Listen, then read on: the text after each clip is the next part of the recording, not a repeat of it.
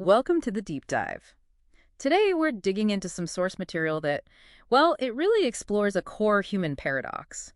Right, this idea of how suffering and grace often seem uh, tangled together. Hmm, How salvation can sometimes be hidden right inside what looks like a disaster. exactly. We're exploring this shift in perspective. Yeah, how the exact same event can look like total ruin to one person, Yeah. but actually be a form of grace, maybe unexpected grace for someone else. Yeah. It sort of redefines hardship. Okay, let's start with maybe the most extreme example of grace we found.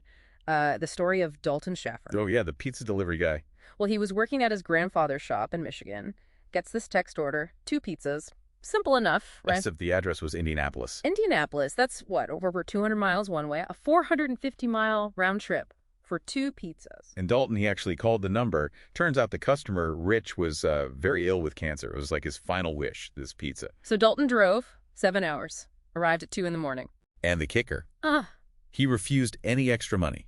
No tip, nothing beyond the pizza cost. Yeah. Just did it. that's more than just nice. It feels like grace overriding, well, everything practical, or a real act of salvation, you could say. Absolutely. But then the sources immediately force us to pivot, don't they? They contrast that powerful will with just sheer random tragedy. Yeah, like the 2016 Dubai Ferrari crash.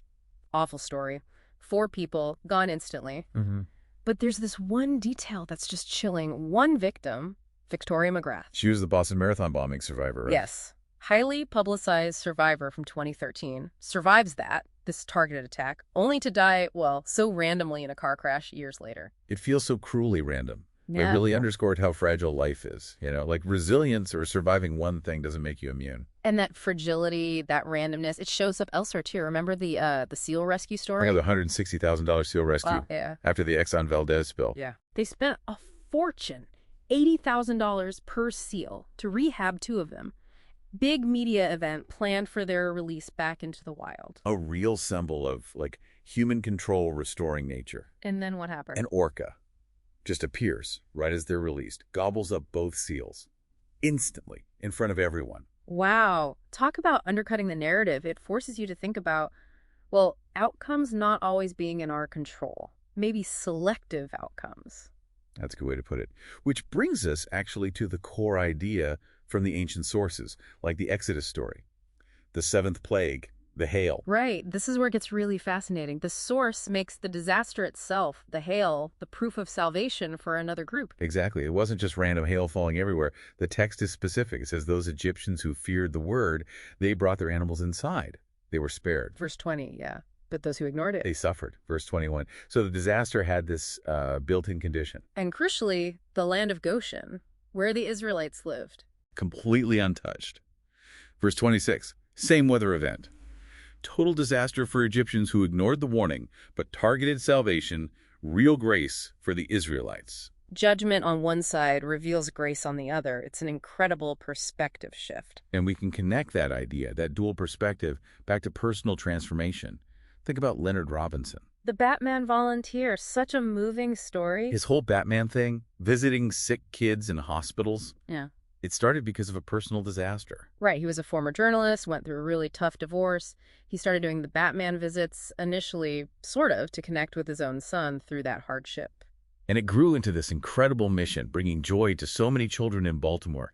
He channeled his own suffering into purpose, grace out of hardship. But the sources, they don't let us forget the fragility, do they? No. Robinson, despite that amazing transformation, died just 3 years later, hit by a car while helping someone on the roadside. So the transformation didn't make him immune either. But his story still shows that hardship can be that catalyst, that opportunity for strength and grace. Definitely. It wasn't wasted. So, wrapping this up for you listening, the big takeaway seems to be that hardship and grace might be, well, 2 sides of the same coin. A disaster doesn't have to be the end of the story. It could lead to reflection, maybe new purpose, like it did for Robinson. So maybe the final thought for you is this. If life, as these sources suggest, isn't just about our own effort, but involves this overarching, sometimes selective grace, Then what experience in your own life, something that feels negative right now, might actually be shielding you? Or maybe, just maybe, preparing you for something unexpected, something to think about.